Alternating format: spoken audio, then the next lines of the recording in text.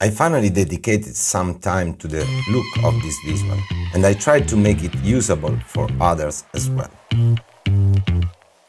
It's far from perfect, I'm not as good in geometry node as I'd like to be. Nevertheless, this is a sound-reactive procedural creator for Blender. Audio2Blender samples real-time audio and feeds geometry nodes with the data.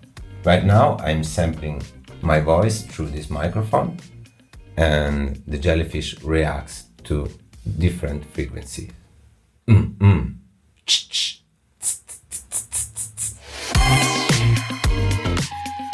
High frequencies shift towards bluish tones. Low frequencies move towards magenta and give the jellyfish its forward impulse. Start from main path object. The jellyfish moves through a noise field texture. You can adjust the impulse strength. Inertia controls how much momentum the jellyfish keeps from the sound impulse. Lower values stop right after the impulse.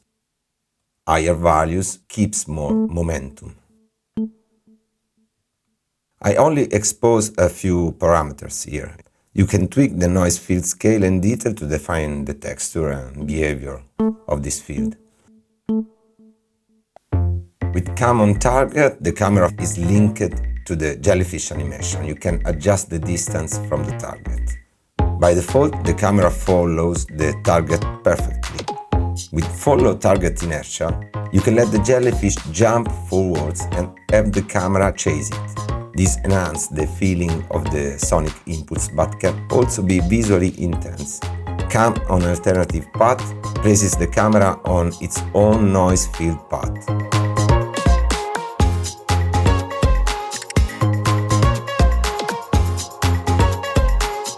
Here you can keep the camera static.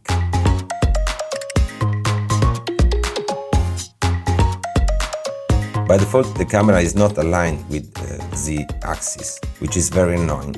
There's a constraint to force this alignment, but enabling it means losing the inertia behavior.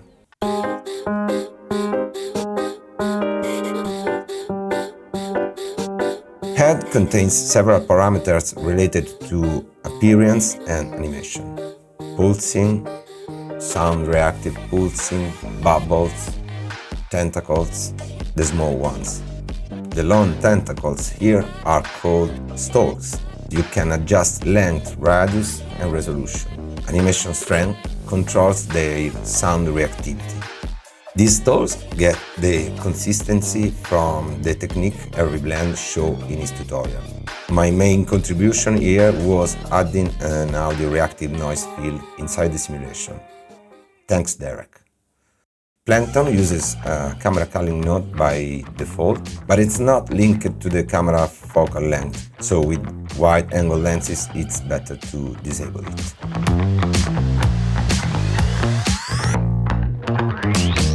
The materials are customizable in color, shape, intensity, whatever you like. You can also play with Audio2Blender values to get more or less impulse. Filter it with the gate to isolate the most prominent frequencies or adjust attack and release to shape different behaviors. This is a sound-reactive procedural creator for Blender, and I really hope you like it. Bye!